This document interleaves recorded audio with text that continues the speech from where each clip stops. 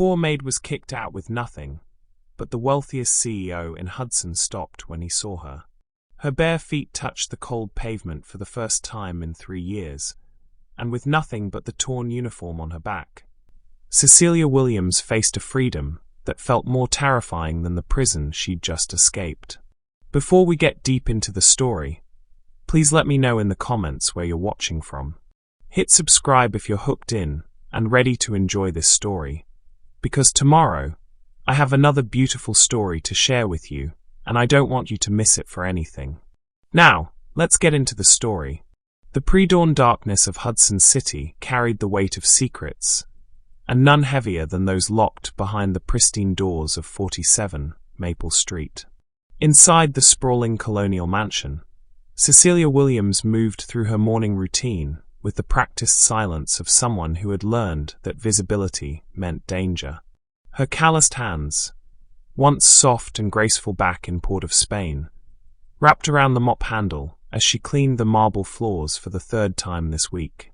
3 years. 3 years since Ricardo Mendoza had promised her family a better life in America, since she'd trusted the wrong person and found herself trapped in a nightmare disguised as opportunity. The grandfather clock in the hallway chimed 5 a.m., its sound echoing through the house like a warning. Cecilia quickened her pace, knowing that Mr. Hendricks would be stirring soon, and when he woke, the day's torment would begin anew. She caught her reflection in the polished surface of the dining room table. 26 years old, but her eyes held the weariness of someone twice her age. "You're not supposed to exist," she whispered to her reflection, repeating the words Hendricks had drilled into her head since day one. No social security number, no identification, no legal status. She was a ghost in America's machine, invisible by design. The sound of heavy footsteps on the stairs sent ice through her veins. Too early. Hendricks was awake too early, and that meant Cecilia. His voice boomed through the house, slurred with the remnants of last night's whiskey. "Get up here. Now." Her heart hammered against her ribs as she climbed the mahogany staircase, each step taking her closer to a confrontation she'd been dreading for months. Hendricks stood at the top of the landing in his silk robe, his grey hair disheveled, his bloodshot eyes scanning her with an intensity that made her skin crawl. 3 years I've fed you, housed you, kept you safe," he said, stepping closer. The smell of alcohol and something darker, something predatory, filled the space between them. "Don't you think it's time you showed some gratitude? Mr. Hendricks, I clean your house, I cook your meals, That's not what I'm talking about." His hand shot out, grabbing her wrist with surprising strength for a man in his 60s. "You're a beautiful woman, Cecilia. And you're wasting away up there in that attic room, all alone." The words she'd been rehearsing for months finally found their voice. "No." The simple word hung in the air like a challenge, and she watched his face transform from predatory confidence to dangerous anger. His grip tightened, and she could feel her pulse throbbing against his fingers. "Excuse me?" "I said no." Stronger this time, her grandmother's voice echoing in her memory. "You are a daughter of warriors, child. Remember that." Meanwhile, across the city in the penthouse suite of King's Tower, Marcus Kings stood before floor-to-ceiling windows, watching the sun paint Hudson's skyline in shades of gold and amber. At 34, he commanded an empire worth billions, but success had come with a price. Isolation that money couldn't cure and a loneliness that luxury couldn't fill. His phone buzzed with the day's first crisis. A merger in Tokyo needed his attention. Stocks in London were fluctuating. A factory in Mexico required oversight. The world never stopped demanding pieces of him, and he'd given them willingly, trading his humanity for power one decision at a time. "Your car is ready, Mr. Kings." His assistant's voice crackled through the intercom. Marcus straightened his Italian silk tie and grabbed his briefcase, preparing for another day of ruling his kingdom from behind bulletproof glass. The armored limousine waited in the building's private garage, its engine purring with quiet authority.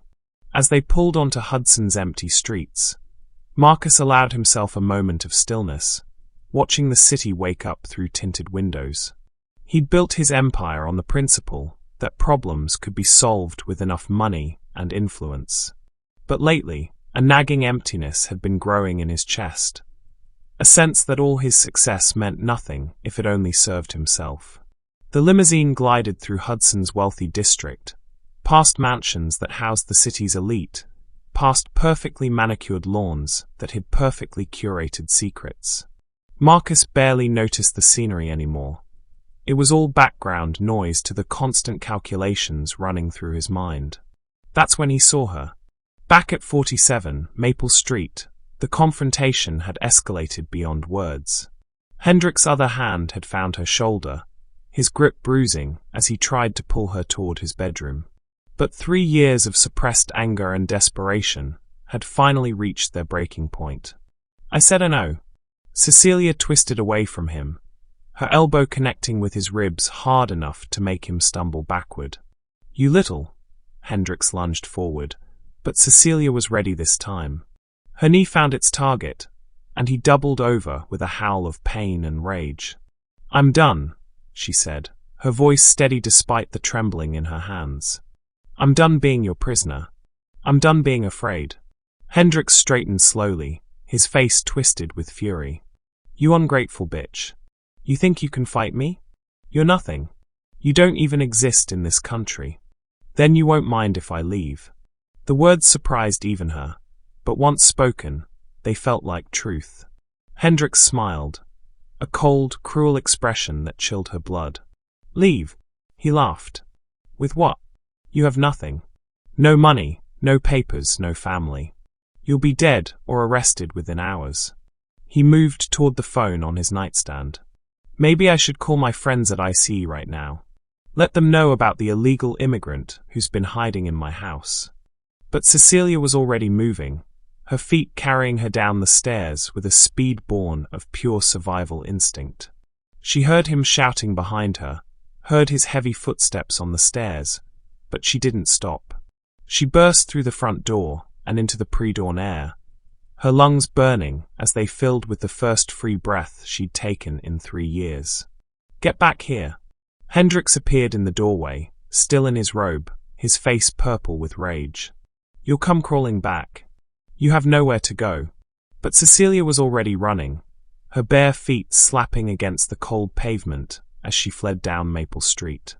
She had no destination, no plan, no hope. Just the desperate need to put distance between herself and the nightmare she'd finally escaped. She ran until her lungs screamed for air, until her legs could no longer carry her, until she collapsed on a bus stop bench 6 blocks away. Only then did the full weight of her situation hit her. Hendricks was right, she had nothing. No money, no identification, no legal status, no friends or family in America. The torn maid's uniform was all she owned in the world. The morning sun was fully up now, and Hudson was coming alive around her. Commuters hurried past without seeing her, their problems too important to notice one more broken person on the city's margins. Cecilia pulled her knees to her chest and tried to make herself invisible, just as she'd learned to do over the past 3 years. That's when the black limousine appeared. It moved slowly down the street, its tinted windows reflecting the morning light like dark mirrors. Most cars would have passed without slowing, but this one began to decelerate as it approached her bench. Cecilia tensed, ready to run again if necessary. Was it Hendricks? Had he called someone to drag her back? The limousine stopped completely, its engine idling with quiet power. For a long moment, nothing happened. Then the rear window began to lower, revealing a face that Cecilia recognized from newspapers and billboards throughout the city. Marcus King stared at her through the open window, his grey eyes taking in her torn uniform, her bare feet, her obvious desperation. He should have told his driver to keep moving. He had a board meeting in 20 minutes, 3 conference calls scheduled before noon, and a dinner with investors that could determine the future of his company. Instead, he found himself saying the words that would change both their lives forever. Are you hurt? What do you think will happen when two people from completely different worlds meet at their most vulnerable moment? Let me know in the comments below. The question hung in the air between them like a bridge neither knew how to cross. Cecilia stared at the man in the limousine, Marcus Kings, whose face graced the covers of business magazines, whose name was whispered in boardrooms across the country with equal parts admiration and fear. Up close, he was younger than she'd expected, with sharp cheekbones and eyes that seemed to see too much. "Are you hurt?" he asked again, softer this time, as if he understood that loud voices might send her running.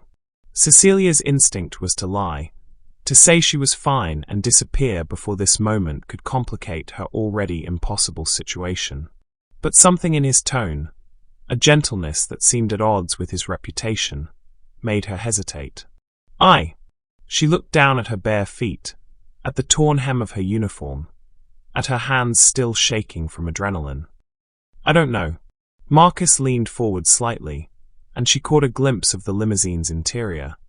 Leather seats that probably cost more than most people made in a year, a small bar with crystal glasses, technology she couldn't begin to identify. It was a world so far removed from her reality that it might as well have been on another planet.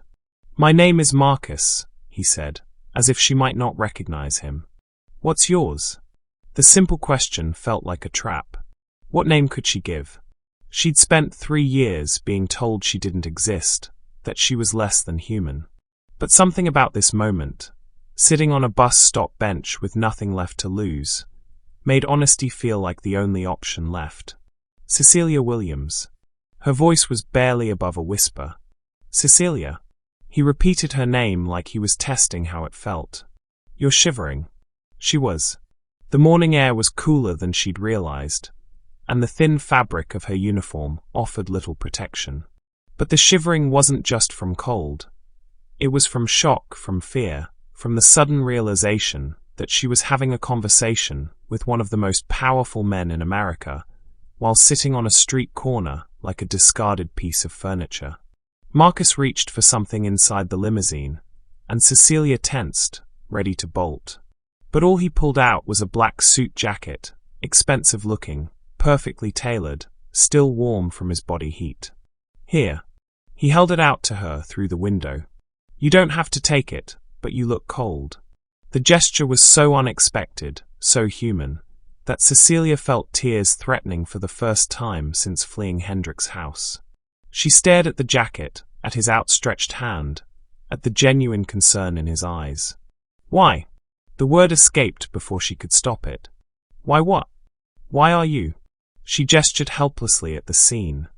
Him in his limousine, her on the bench, the jacket bridging the impossible distance between their worlds.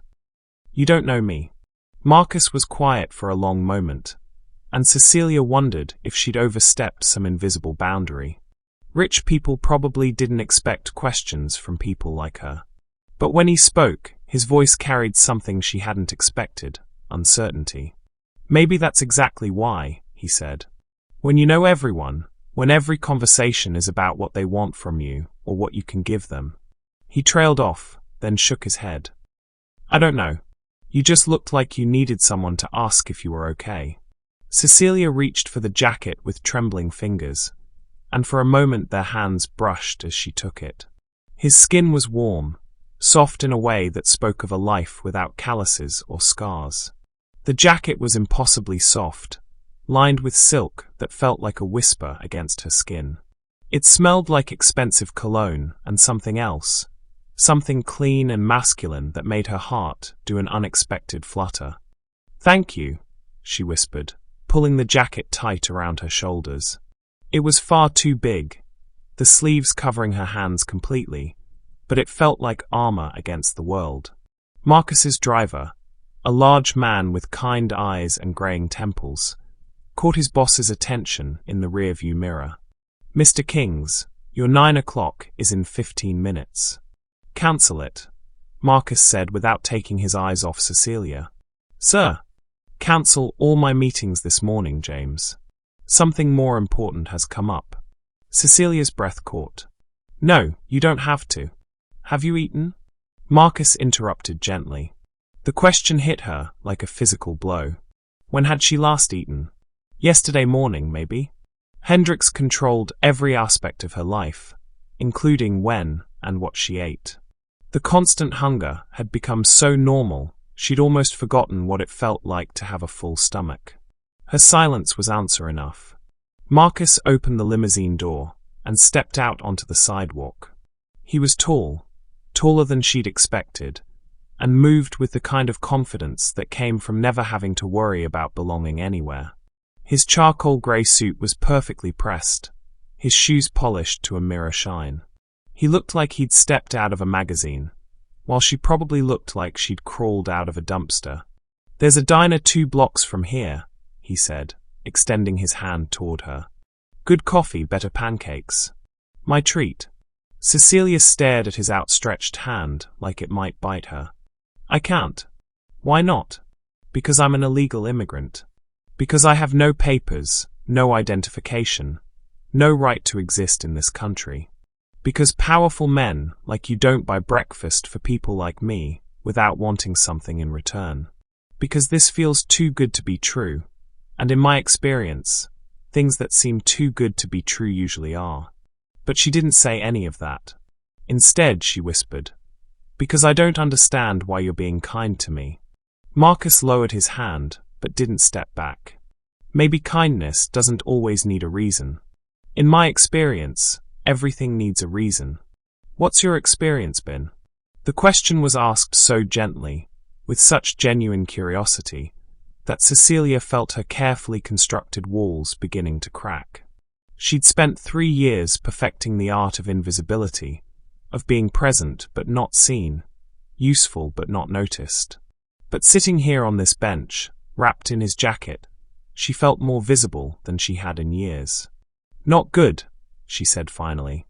Marcus nodded slowly, as if he understood more than she'd said. "Mine hasn't been all good either, if that helps." Cecilia looked up at him, really looked, and for the first time noticed the shadows under his eyes, the tension around his mouth, the way his shoulders seemed to carry an invisible weight. Here was a man who had everything money could buy, and yet— "You're sad," she said before she could stop herself. The observation seemed to surprise him. "What makes you say that?" "Your eyes. They're the same as mine." They looked at each other in silence, 2 damaged people recognizing something familiar in each other's brokenness. The morning traffic moved around them. The city continued its relentless pace, but in this moment they existed in a bubble of understanding that transcended their different worlds. "The diner," Marcus said finally. "No strings attached. Just 2 people having breakfast. If you want to leave after that, I'll have James drive you anywhere you want to go." Cecilia knew she should say no. Every survival instinct she'd developed over the past 3 years was screaming at her to run, to not trust this impossible kindness. But she was so tired of running, so tired of being afraid, so tired of being hungry and alone and invisible. "Okay," she whispered. Marcus's smile was small but genuine. "Okay." The Sunrise Diner was exactly what its name suggested. A cheerful, unpretentious place where the coffee was strong and the food was honest. As they walked the 2 blocks from the bus stop, Cecilia was hyper-aware of the looks they attracted. Marcus King's walking down a public street was unusual enough, but Marcus King's walking beside a woman in a torn maid's uniform and his suit jacket was practically unprecedented. She tried to give the jacket back before they entered the diner, but he waved her off. "Keep it," he said. "It looks better on you anyway." The diner was busy with the morning rush. Construction workers grabbing coffee before their shifts, office workers picking up breakfast sandwiches, retirees meeting for their daily dose of gossip and eggs. The hostess, a middle-aged woman with kind eyes and tired feet, didn't seem to recognize Marcus or judge Cecilia's appearance.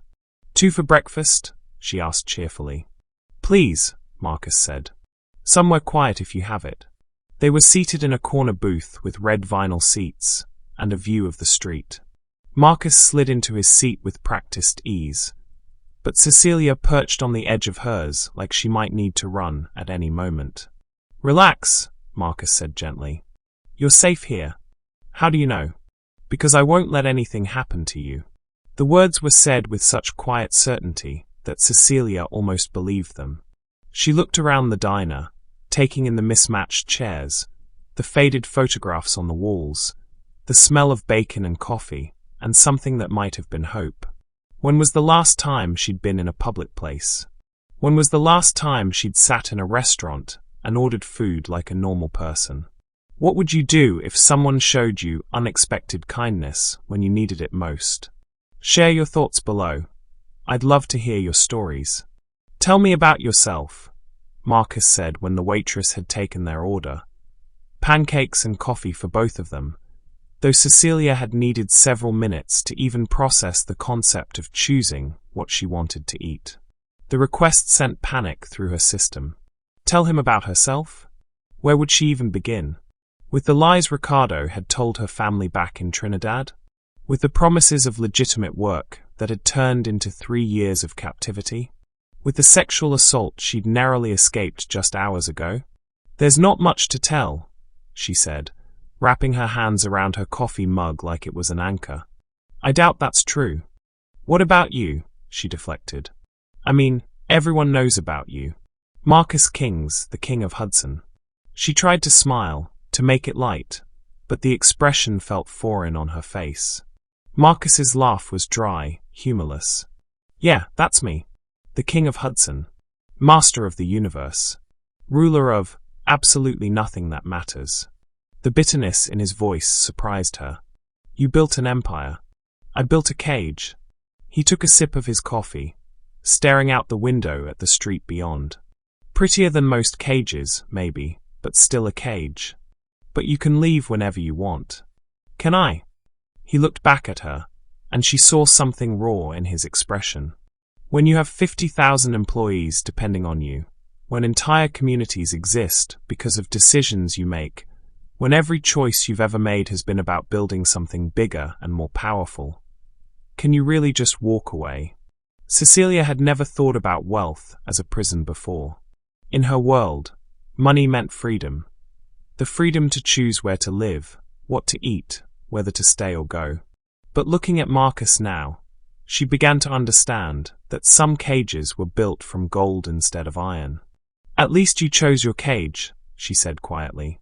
The words hung between them, and Marcus's eyes sharpened with sudden attention. "What do you mean?"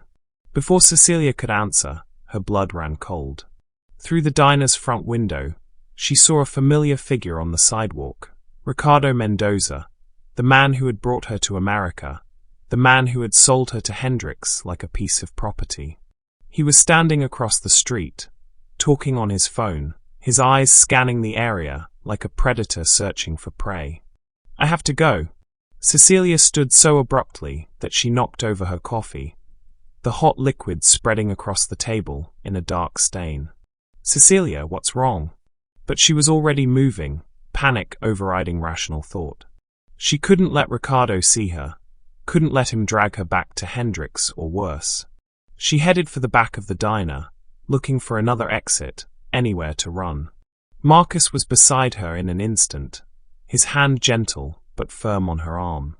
Hey, what's happening? Talk to me." "I can't." She was hyperventilating now, her vision starting to tunnel. "He'll find me. He'll take me back." "Who will take you back?" She couldn't answer, couldn't breathe, couldn't think past the raw terror flooding her system. 3 years of conditioning took over. Run, hide, disappear. Don't let them catch you. Marcus guided her to an empty booth in the back corner, his movements careful and non-threatening. "Look at me, Cecilia. Just look at me." She forced herself to meet his eyes, found them steady and calm, and absolutely focused on her. "You're safe," he said firmly. "Whatever happened to you, whoever hurt you, they can't reach you here.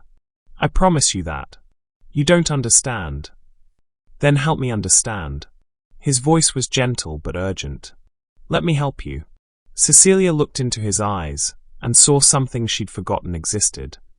Someone who genuinely wanted to protect her without asking for anything in return. It was so foreign, so unexpected, that it broke something loose inside her chest. "I'm not supposed to be here," she whispered. "In America. I don't have papers. I don't have anything. I was." She struggled to find words that could contain the horror of the past 3 years. "I was kept. Like a prisoner.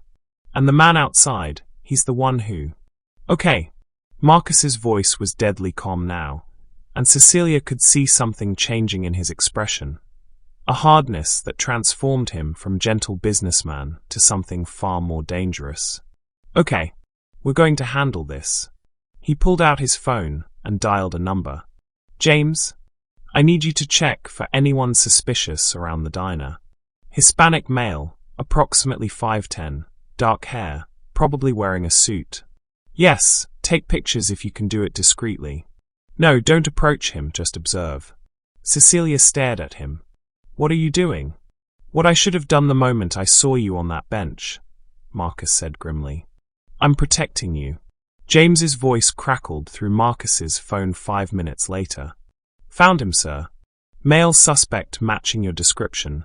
Currently positioned across the street. He's been making phone calls and watching the diner entrance." "Should I?" "Keep watching," Marcus said quietly, his eyes never leaving Cecilia's face. "Don't let him see you, but don't lose him either." Cecilia had grown very still, like a deer sensing a predator nearby. Her hands were clenched so tightly in her lap that her knuckles had gone white, and Marcus could see the rapid pulse at her throat. Every instinct told him to demand answers, to take control of the situation the way he controlled everything else in his life. But something about her fragility made him force himself to wait. "How long have you been in America?" he asked gently. 3 years. The words came out as a whisper. 3 years, 2 months, and 16 days. The precision of her answer told him everything he needed to know about how closely she'd been counting. "And this man outside, Ricardo, he brought you here?" Cecilia's laugh was bitter, broken. "He promised my family I'd have a good job, that I'd be able to send money home to help with my grandmother's medical bills. He showed us papers, documents that looked official. He said I'd work as a nanny for a wealthy American family." Marcus felt something cold and hard settling in his chest.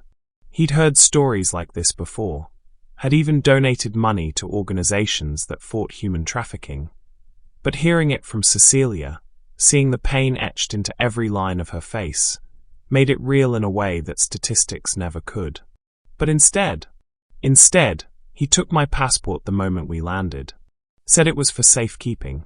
Then he drove me to Hendricks' house and told me I owed him $15,000 for my passage to America. Her voice was steady now, clinical, as if she was reciting facts about someone else's life. $15,000 plus interest, plus room and board, plus the cost of food and clothing. The debt kept growing no matter how much work I did. "Debt bondage," Marcus said grimly. "It's illegal under federal law." "Is it?" Cecilia looked at him with eyes that had seen too much. Because for 3 years, no one seemed to care about what was legal. The accusation hit him like a physical blow. She was right, of course. People like him, wealthy, powerful, insulated, lived in a world where they could pretend such horrors didn't exist in their own backyards. He'd written checks to charity and told himself he was making a difference, never thinking to look closer to home. "You're right," he said simply. "And I'm sorry." The apology seemed to surprise her. "You didn't know." "I should have known. We all should have known." Marcus's phone buzzed with a text from James. "Target is moving. Heading east toward black sedan parked on Oak Street." "He's leaving," Marcus told Cecilia, watching the tension drain from her shoulders. "But that doesn't mean you're safe. If he's looking for you." "He is." Cecilia closed her eyes. "Hendricks probably called him the moment I ran. They own me, as far as they're concerned. I'm property." The word property, spoken in her soft Trinidad accent, made Marcus's jaw clench with suppressed fury. "Not anymore. You don't understand how this works. Cecilia opened her eyes, and Marcus saw decades of fear reflected there. These people have connections everywhere. They have lawyers, they have money, they have politicians in their pockets. What do I have? No papers, no legal status, no family here. If they find me, they won't. How can you be so sure? Marcus leaned forward, his voice dropping to a tone that had closed billion-dollar deals and intimidated boardrooms full of powerful men. Because now you have something you didn't have before. What? Me?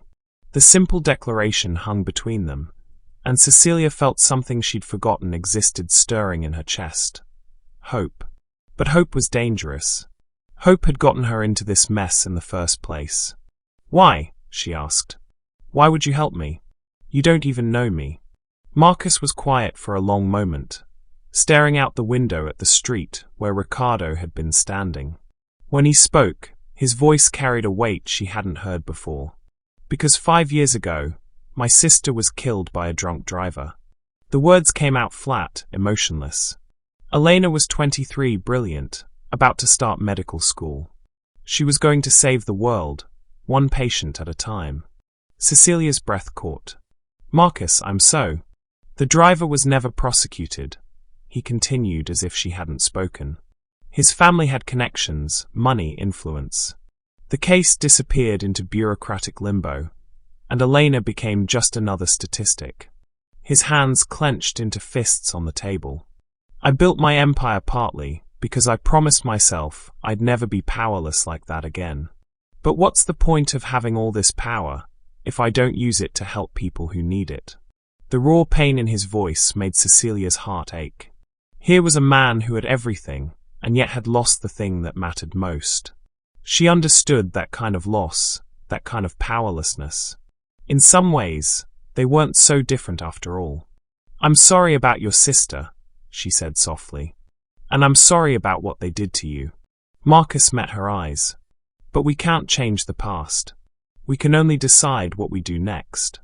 In your darkest moments, have you ever had someone choose to stand with you when they could have walked away? Tell me about it in the comments. Your story might inspire someone who needs hope today. Before Cecilia could respond, the diner's bell chimed as someone entered. Both of them looked up instinctively, and Cecilia's blood turned to ice. It wasn't Ricardo, but she recognized the man anyway. Tall, thin, with dead eyes and a scar running from his left ear to his jaw. Miguel Santos, one of Ricardo's enforcers. The man who had once beaten another girl so badly she'd spent 2 weeks in Hendrik's basement, recovering from her lesson about obedience. Miguel's eyes swept the diner methodically, and Cecilia knew the moment he spotted her. His lips curved into a smile that made her stomach turn. We need to leave, she whispered urgently. Now. Marcus followed her gaze and immediately understood. He threw 2 20s on the table and stood, his body positioning itself between Cecilia and the man who was now walking toward their booth. Back exit? Marcus asked quietly. Kitchen, Cecilia breathed. They moved toward the back of the diner, trying to look casual, but Miguel was already cutting off their path. He slid into the booth directly behind theirs, close enough that Cecilia could smell his cologne, the same sickly sweet scent that had haunted her nightmares for 3 years. Cecilia, Miguel said in Spanish, his voice carrying just far enough for her to hear. Ricardo is very disappointed in you. Mr. Hendricks is very angry. They sent me to bring you home. Cecilia's whole body began to shake, and Marcus could feel the terror radiating from her in waves. He'd spent years in boardrooms with sharks and predators, but this was different. This was personal. She's not going anywhere, Marcus said quietly, turning to face Miguel. Miguel's dead eyes shifted to Marcus, taking in the expensive suit, the confident posture, the obvious wealth. And you are. Someone who's going to be a problem for you if you don't leave. Now, Miguel laughed, a sound like breaking glass. Big words from a rich man. But you don't understand what you're dealing with here, senor. This girl belongs to us. She has debts to pay. The only debt here, Marcus said, his voice dropping to a dangerous whisper, is the one you and your friends are going to pay to society. Something shifted in Miguel's expression, a flicker of uncertainty.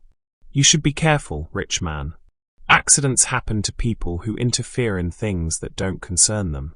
Is that a threat? It's friendly advice.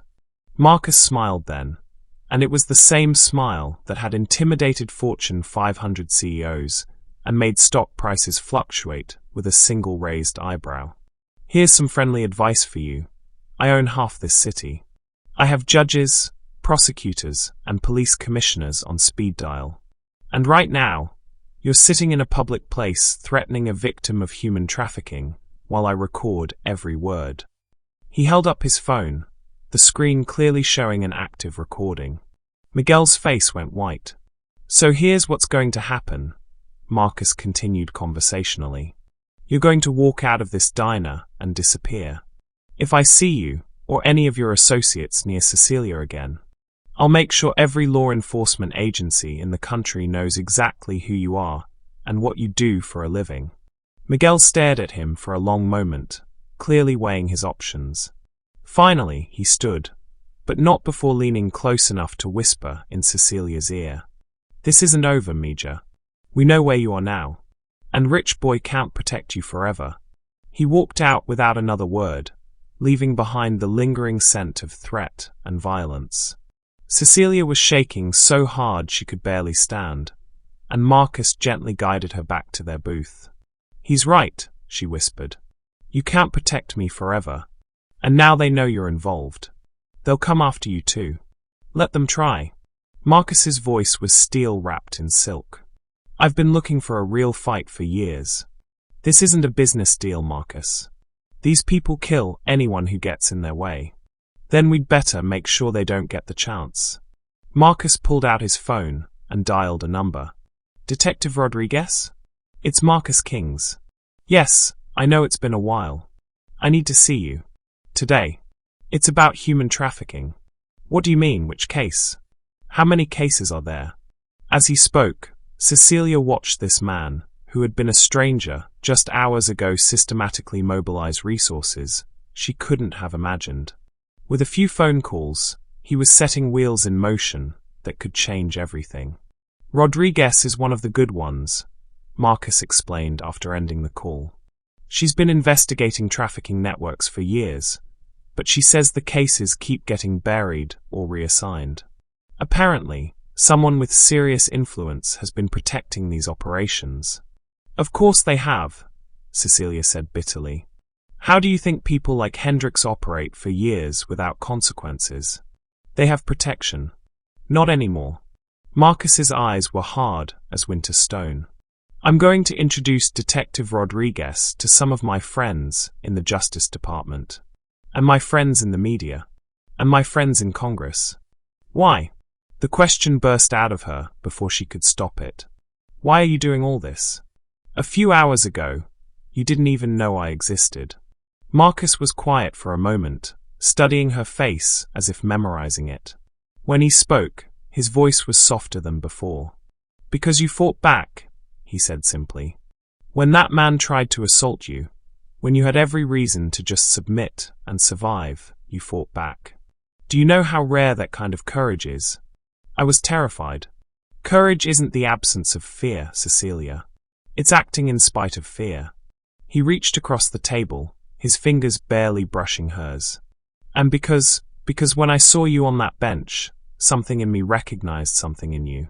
We're both prisoners, just in different kinds of cages. The touch of his fingers against hers sent electricity up her arm. When was the last time someone had touched her gently? When was the last time a touch had meant comfort instead of threat? What happens now? She asked. Now we fight back, Marcus said. Together. As if summoned by his words, Marcus's phone rang. The caller ID showed Detective Rodriguez's name. That was fast, Marcus said, answering the call. What do you have for me, Detective? Cecilia watched his expression change as he listened, saw his jaw tighten and his eyes grow cold. How long have you known about this? He asked grimly. And why hasn't it been shut down? I see. No, Detective. I think you misunderstand. I'm not asking for a favor. I'm offering to give you the resources to do your job properly. Yes, that's exactly what I mean. He ended the call and looked at Cecilia with an expression that was equal parts fury and determination. What did she say? Cecilia asked, though she wasn't sure she wanted to know. She says Hendrik's operation is small compared to what they've uncovered. There's a network bringing people up from Mexico and the Caribbean, children, women, men, for forced labor, sexual exploitation, and drug running. Dozens of victims, maybe hundreds. His voice was tight with controlled rage. And every time Rodriguez gets close to making arrests, the case gets reassigned or the evidence disappears. Cecilia felt the blood drain from her face. How many others are there? People like me? Too many. Marcus's hands clenched into fists. But Rodriguez thinks with the right backing, political protection, media attention, resources for a proper investigation, they could bring down the entire network. And you want to give her that backing. I want to do more than that. Marcus leaned forward, his grey eyes blazing with purpose. I want to help you destroy them, Cecilia. All of them. Starting with Hendrik's and working our way up the chain until we find whoever's running this operation. Cecilia stared at him, seeing the transformation from isolated billionaire to determined crusader. This was a man who had built an empire through sheer force of will, and now he was turning that will toward justice. It's dangerous, she warned. If they realize we're working against them, then we'd better be very careful, Marcus said. And very smart.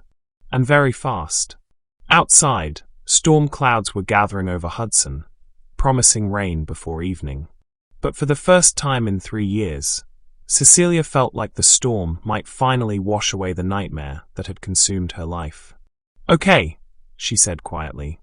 Let's do it. The next 72 hours moved like a carefully choreographed dance between hope and terror.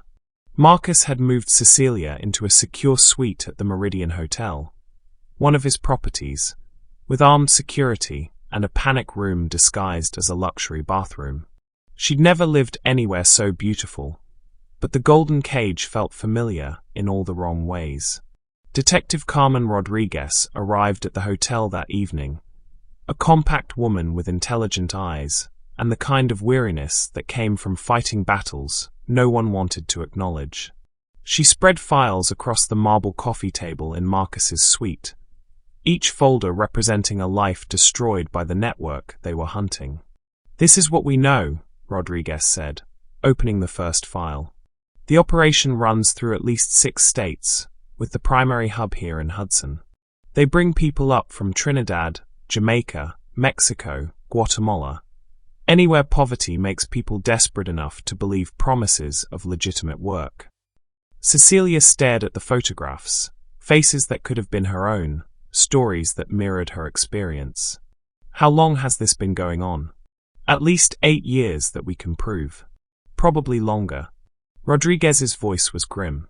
The victims work in private homes, illegal factories, agricultural operations. Some are forced into prostitution. The children. She closed that particular file without opening it. Let's focus on what we can prove.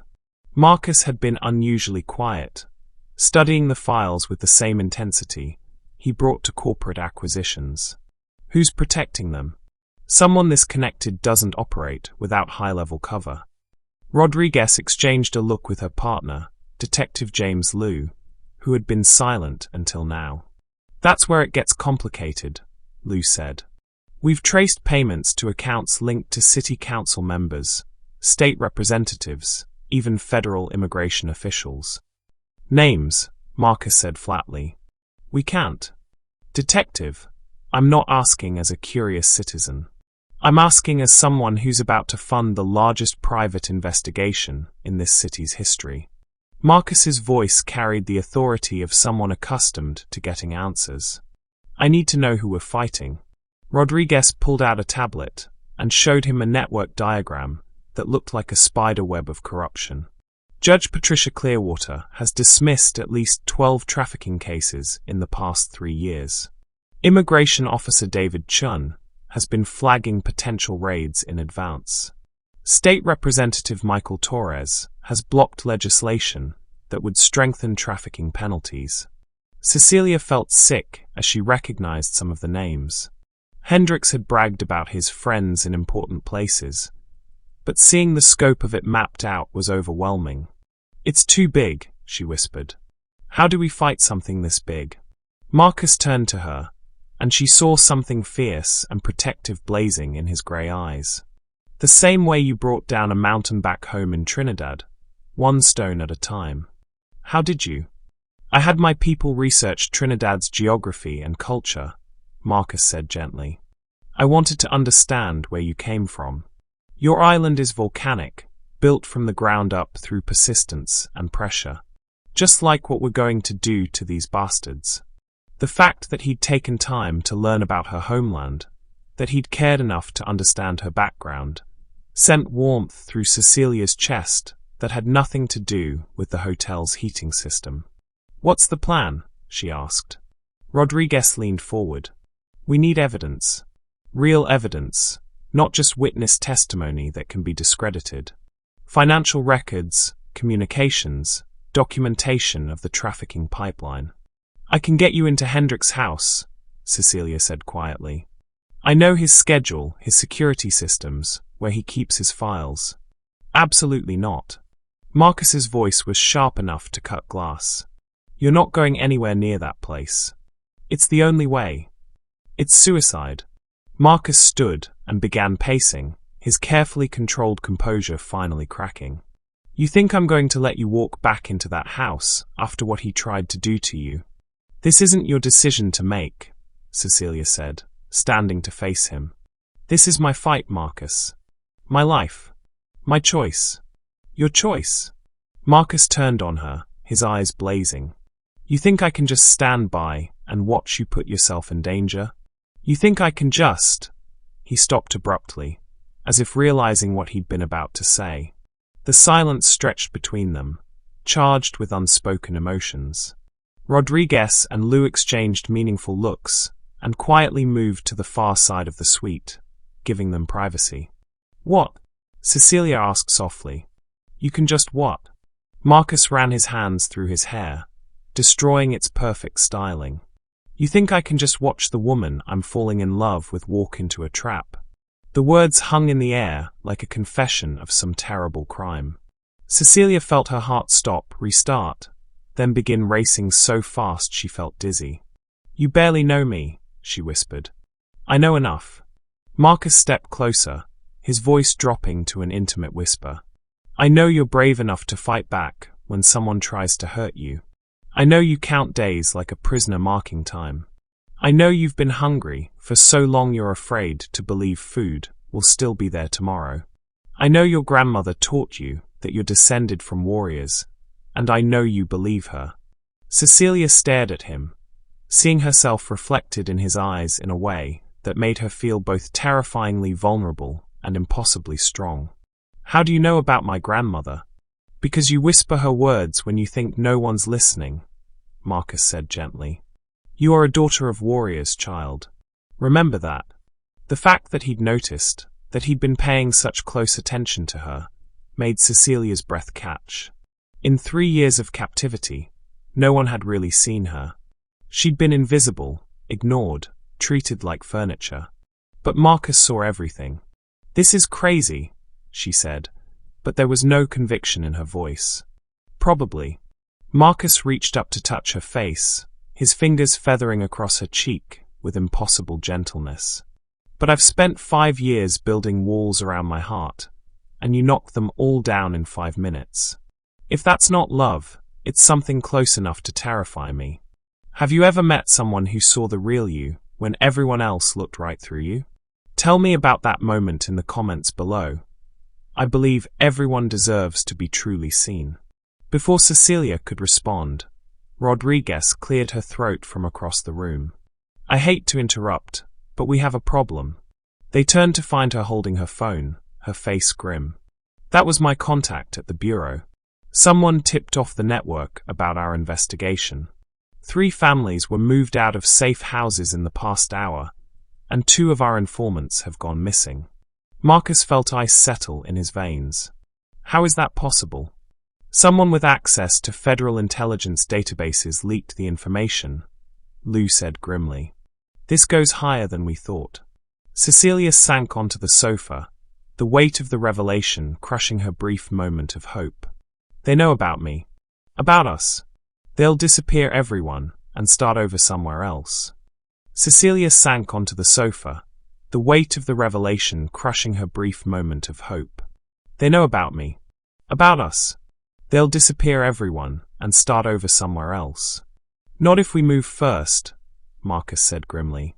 He pulled out his phone and started dialing. I'm calling in every favor I have. Media contacts, congressional allies, international law enforcement. That could take weeks, Rodriguez protested. These people will be gone by morning. Then we don't wait for the cavalry, Cecilia said quietly. Everyone turned to look at her, and she stood slowly, her spine straightening with resolve. We go tonight, before they can move everyone. Cecilia, Marcus started. Listen to me. Her voice carried a strength that surprised even her. Right now, they think they've won. They think their leak bought them time to clean house and disappear. But they don't know about the hotel room recordings. What recordings? Rodriguez asked sharply. Cecilia looked directly at Marcus. You said you were recording Miguel when he threatened us at the diner. But what about your hotel rooms? Your properties must have security systems. Understanding dawned on Marcus's face. Every King's hotel has full audio and video surveillance in the public areas and meeting rooms. If Hendricks has ever conducted business at any of my properties, he has. Cecilia's voice was certain. He meets with his business associates at the Meridian's restaurant every Tuesday night. He thinks it makes him look legitimate, eating at the fanciest place in town. Rodriguez was already pulling up surveillance archives on her tablet. If we can get recordings of him discussing the trafficking operation, we'd have everything we need for federal charges, Lou finished. Conspiracy, racketeering, trafficking in persons.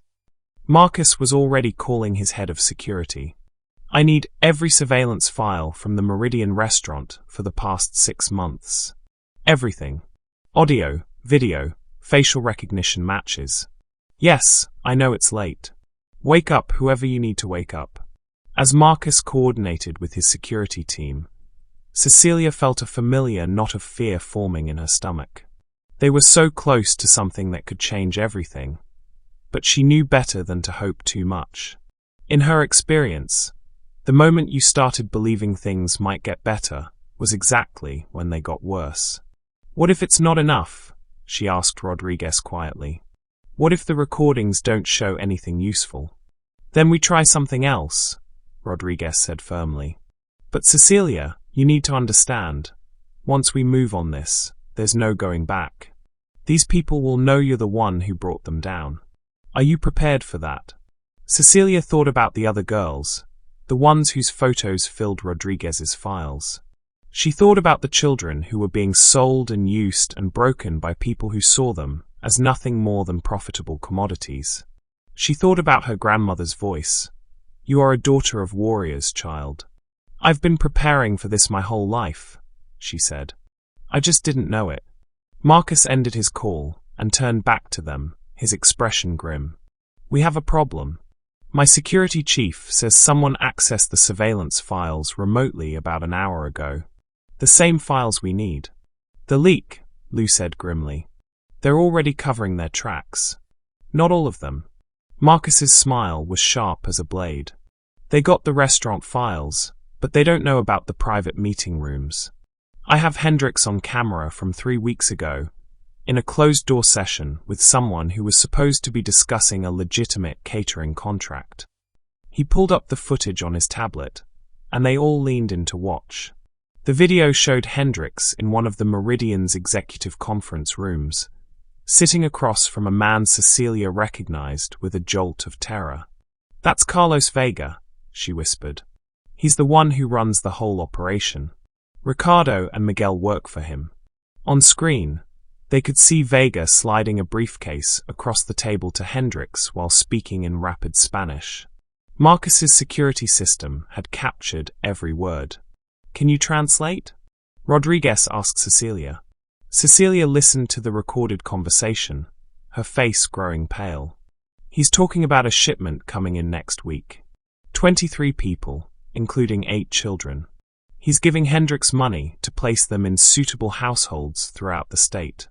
"Suitable households," Lou repeated grimly. "Houses where they'll be enslaved." "The shipment," Rodriguez said urgently. "When? Where?" Cecilia listened to more of the recording. "Tomorrow night.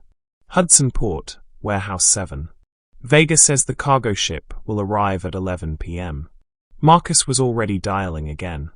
"I'm calling the Coast Guard, FBI, everyone." "Wait." Rodriguez grabbed his arm. "If we alert too many agencies, the leak will warn them again. We need a smaller team, people we can trust absolutely." "How small?" "Just us," Cecilia said quietly. "And maybe a few of Marcus's security people. People who work directly for him, not through any government agency." They all stared at her. "Cecilia," Marcus said carefully, "what exactly are you suggesting?"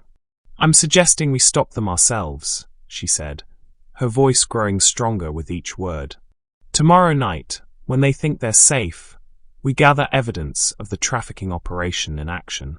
Get it all on camera, document everything, then call in law enforcement after we have proof they can't make disappear." "That's incredibly dangerous," Rodriguez warned. "If they catch us, then we'd better not get caught." Cecilia looked around the room at these people who had become her unlikely allies. They've been winning because they operate in shadows, because no one with power has been willing to shine a light on what they do. But Marcus has power. Real power. And I know their methods, their security, their weaknesses.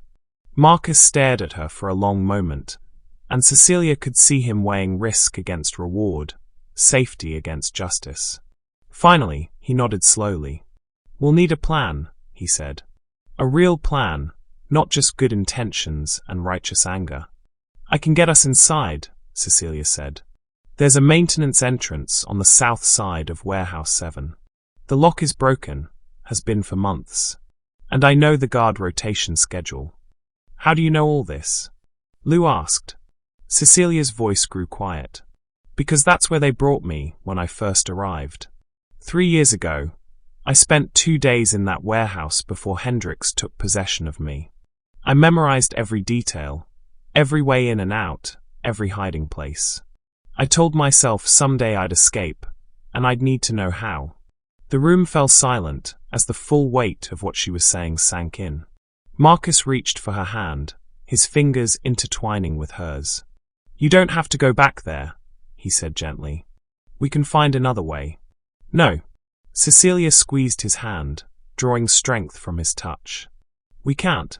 This is the only chance we'll have to catch them in the act, to get evidence that can't be dismissed or covered up." "But Marcus..." She turned to face him fully. "I need you to promise me something. Anything. If something goes wrong, if they catch us, don't try to be a hero. Don't sacrifice yourself for me. These people are monsters, and they won't hesitate to kill anyone who threatens them." Marcus's jaw tightened. "I'm not leaving you. And I'm not asking you to. I'm asking you to be smart. We're stronger together, but only if we both survive." Before Marcus could respond, Rodriguez's phone buzzed with an urgent message. She read it quickly, her face going white. "What is it?" Marcus asked. "ICE just raided 3 safe houses in the city," Rodriguez said grimly. "They arrested 47 undocumented immigrants and turned them over to private transportation services for deportation." "Let me guess," Cecilia said bitterly. "The transportation services are run by Vega's people." "Probably. Which means those 47 people just got delivered right back to their traffickers." Rodriguez stood and began gathering her files. "This operation is bigger and more connected than we thought. If we're going to move, it has to be tomorrow night. After that, they'll relocate everything and we'll lose our chance." Marcus looked at Cecilia, seeing the determination in her dark eyes, the set of her jaw that reminded him of warriors preparing for battle. She was magnificent and terrifying, and absolutely committed to this fight, even if it killed her. "Okay," he said finally. "Tomorrow night we end this." As if summoned by his words, the hotel's fire alarm began blaring through the building. Within seconds, Marcus's head of security was calling his phone. "Sir, we have a problem," the man said tersely. "Someone just set fires on the 3rd, 7th, and 15th floors. The building's evacuating, but it looks like a coordinated attack." Marcus grabbed Cecilia's hand and pulled her toward the emergency stairwell. "They found us," he said grimly. "So much for waiting until tomorrow night." As they ran down the stairs with Rodriguez and Lou, Cecilia could hear shouts and gunfire echoing from somewhere below. The traffickers had come for her, and they'd brought enough firepower to level the building if necessary. "Marcus," she said as they reached the 10th floor landing, "I think we're about to find out just how far they're willing to go to keep their secrets." Above them, the sound of boots on metal stairs echoed ominously. They were being hunted, and the hunters were closing in fast. The gunfire grew closer as they descended, but Marcus's security training kicked in. He'd insisted on learning tactical response after Elena's death. One more way to never feel powerless again. At the 8th floor, he pulled them into a service corridor. "There's a freight elevator that connects to the parking garage," he whispered, leading them through a maze of utility rooms. "If we can reach my car." "Sir." Marcus's earpiece crackled with his security chief's voice. Buildings surrounded. At least 12 vehicles, heavily armed. "But we've got eyes on their command post, black SUV, north side of the building." Rodriguez was coordinating with her backup team through her phone. "FBI's 10 minutes out, but these guys aren't waiting around for federal cavalry." They reached the freight elevator, just as the lights went out. Emergency power kicked in, bathing everything in an eerie red glow. In the distance, they could hear systematic door-to-door searches beginning on the upper floors. "They're not just trying to grab me," Cecilia realized. "They're trying to eliminate everyone who knows about tomorrow night's shipment." Marcus pulled her closer as the elevator descended with agonizing slowness. "Which means we're the only ones who can stop it now." The garage level opened to reveal Marcus's armored Mercedes idling near the exit, his driver James ready for immediate departure. But between them and the car, 3 armed men in tactical gear were systematically checking vehicles. "Back exit," Marcus whispered, but Rodriguez shook her head. "Already covered. I count at least 6 shooters in the garage." That's when Cecilia surprised them all. Instead of cowering or planning another escape route, she stood straighter and pulled out her phone. "What are you doing?" Marcus hissed. "Ending this." She dialed a number from memory. When it connected, she spoke clearly in Spanish. "Carlos. It's Cecilia Williams." "Yes, I know you're looking for me. I want to make a deal." Marcus grabbed for the phone, but she stepped away, her eyes fierce with determination. "I'll trade myself for the 23 people coming in tomorrow night," she continued. "Meet me at Warehouse 7 in 1 hour. Come alone, and I'll surrender quietly. No more running, no more hiding." She ended the call and turned to face 3 shocked faces. "Have you lost your mind?" Marcus demanded. "No, I've found it." Cecilia's voice was calm, certain. Vega's ego won't let him pass up the chance to personally recapture the girl who caused him so much trouble. He'll come, and when he does, we'll be ready for him. "That's suicide," Rodriguez protested. "No, it's justice." Cecilia looked at Marcus, and he saw something blazing in her dark eyes that took his breath away. "You said I was brave for fighting back against Hendricks. But that was just survival. This is courage." Marcus stared at her, seeing not the broken victim he'd found on a bus bench, but a warrior preparing for battle. She was magnificent and terrifying, and absolutely committed to saving others, even at the cost of her own life. "If we're doing this," he said finally, We're doing it right. Full surveillance, backup teams, and enough firepower to level half the port if necessary. Rodriguez was already coordinating with her FBI contacts. I can have a tactical team positioned around the warehouse in 40 minutes. Full digital surveillance, snipers, the works. And I'll have my private security team running interference, Marcus added. Anyone who wants to get to you goes through them first. Cecilia felt tears threatening for the first time since childhood. These people, these amazing, brave people, were willing to risk everything to help her save others. After 3 years of believing she was worthless, disposable, she finally understood her true value. When have you discovered that your greatest strength came from your deepest pain? Share your story below. Your courage might be exactly what someone needs to hear today. An hour later, Warehouse 7 sat like a concrete monument to human misery on the Hudson docks. Fog rolled in from the bay, providing perfect cover for the federal agents and private security teams positioned around the building's perimeter. Marcus wore a tactical vest under his suit jacket and carried enough communication equipment to coordinate a small war. Cecilia stood at the broken maintenance entrance she'd described, her heart hammering, but her resolve steady. Through her earpiece, she could hear Rodriguez coordinating with the FBI tactical team. All units in position, Rodriguez's voice crackled.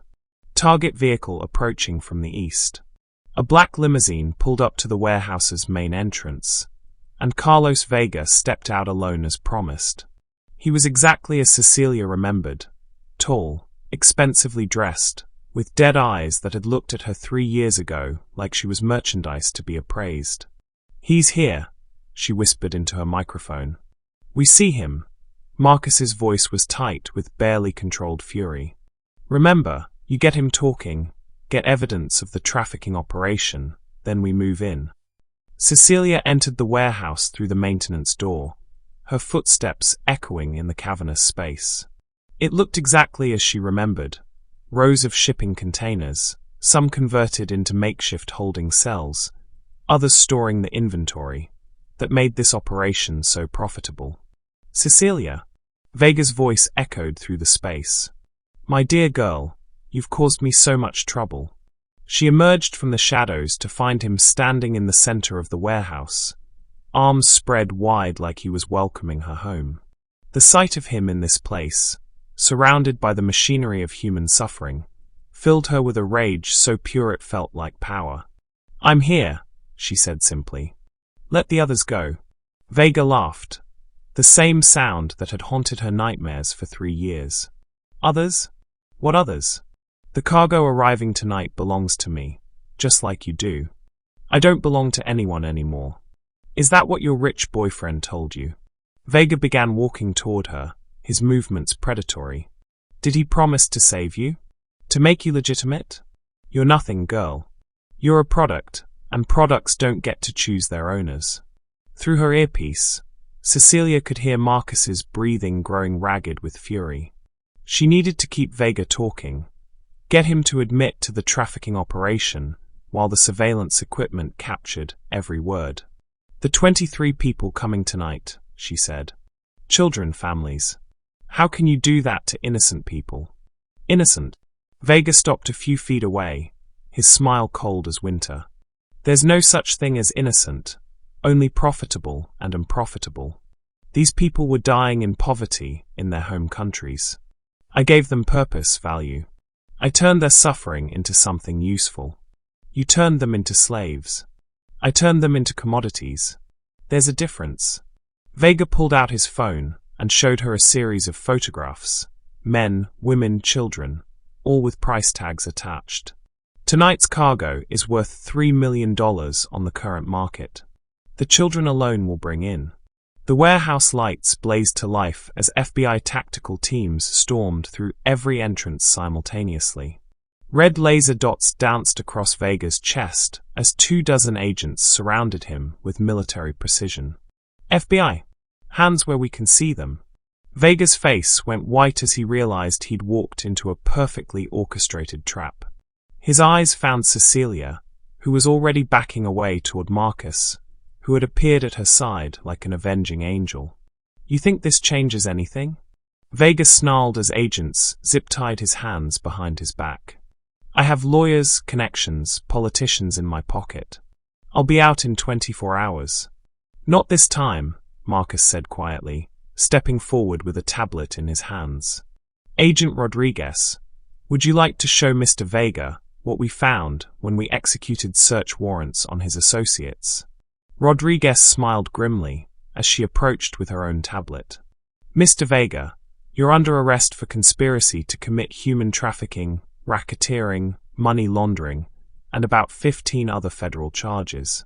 But more importantly, your entire network just got rolled up. Judge Clearwater, Representative Torres, Immigration Officer Chen. They're all in custody as we speak." Vega's confident facade cracked completely. "That's impossible. You don't have evidence." "We have bank records, communications, surveillance footage, and testimony from over 40 victims," Marcus interrupted. "But most importantly, we have your confession from 10 minutes ago, recorded in 4K video with perfect audio." As federal agents led Vega away, Cecilia felt something she'd never experienced before: the weight of justice being served. The monster who had destroyed so many lives was finally facing consequences for his actions. "The cargo ship?" she asked Rodriguez. "Coast Guard intercepted it an hour ago. 23 victims are safe and receiving medical care. ICE has been ordered to treat them as trafficking victims, not deportation targets." Rodriguez's smile was fierce with satisfaction. "Thanks to your courage, they'll have a chance to rebuild their lives." 3 months later, Cecilia stood in the federal courthouse wearing a navy blue dress that Marcus had helped her pick out, not because she couldn't choose for herself, but because he'd wanted to be part of preparing for this moment. Today, she would testify at Carlos Vega's sentencing hearing, the final chapter in a legal process that had dismantled one of the largest trafficking networks in the country. The months since the warehouse raid had been a whirlwind of depositions, interviews, and legal proceedings. But they'd also been filled with healing, growth, and the slow, careful development of something Cecilia had never thought she'd have: a real relationship built on trust and equality. Marcus had used his connections to fast-track her application for a T-1 visa, the special immigration status reserved for trafficking victims. But more than that, he'd helped her find her voice, her strength, her place in a world that had tried to tell her she didn't deserve to exist. "How do you feel?" Marcus asked as they walked up the courthouse steps together. "Free," Cecilia said simply. "For the first time in my life, I feel completely free." Inside the courtroom, she faced Vega one last time. He looked smaller now, diminished by orange prison clothes and the weight of a 40-year sentence. When she spoke, her voice was clear and strong, carrying the power of every victim who had found the courage to fight back. "You told me I was nothing," she said, looking directly at him. "You said I was just a product to be bought and sold. But you were wrong.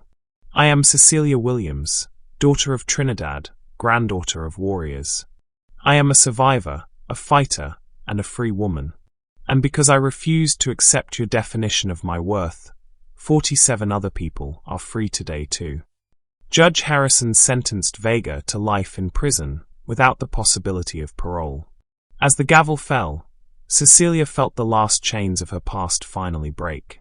Outside the courthouse, Marcus took her hand as reporters shouted questions and cameras flashed. She was no longer afraid of being seen, no longer worried about who might be watching. The girl who had been invisible for 3 years had become a voice for justice. "What now?" she asked as they walked toward the car. "Now we live," Marcus said simply. "We build something beautiful together. We help other survivors find their voices. We make sure this never happens to anyone else." "And us? What are we?" Marcus stopped walking and turned to face her fully. "We're whatever you want us to be. I love you, Cecilia. Not because I saved you, not because you need me, but because you're the strongest, bravest, most magnificent woman I've ever known. If you'll have me, I want to spend the rest of my life proving that you deserve every happiness this world can offer." Cecilia looked at this man who had seen her at her lowest point and helped her discover her highest potential. Marcus Kings, the King of Hudson, who had learned that real power came not from controlling others, but from empowering them to control their own destinies. "I love you too," she said, standing on her toes to kiss him. "And I want to build something beautiful with you." As they drove away from the courthouse, Cecilia thought about the journey that had brought her to this moment. 3 years, 2 months, and 16 days ago, she had been trafficked into a nightmare. But today, she was driving toward a future filled with love, purpose, and the kind of freedom she'd never dared to dream possible. Her phone buzzed with a text from Detective Rodriguez. 23 trafficking victims from the ship got their T visas approved today. They're all being placed with legitimate social services. "You did this, Cecilia. You saved them all." Marcus reached over and squeezed her hand.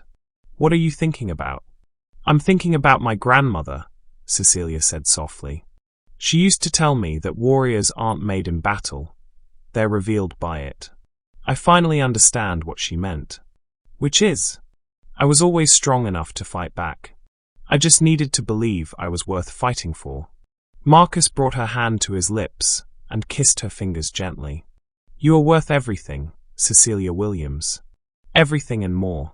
As their car merged into Hudson's evening traffic, Cecilia watched the city lights begin to twinkle in the growing darkness. Somewhere out there, other victims were still trapped, still waiting for someone to care enough to fight for them. Tomorrow, she and Marcus would continue that fight through the foundation they were establishing. The Elena King Center for Trafficking Survivors, named for Marcus's sister and dedicated to the proposition that every human being deserved dignity, freedom, and the chance to write their own story. But tonight, for the first time in 3 years, Cecilia Williams was going home with someone who loved her exactly as she was. The broken chains of her past had become the foundation for a future built on justice, love, and the unshakable belief that no one, absolutely no one, was beyond saving. Thank you for watching this story to the end. If you enjoyed this story, you will surely love the next one. It's as crazier and more intriguing as you can ever imagine. So do check it out. Click on the image showing on your screen right now to watch the next one.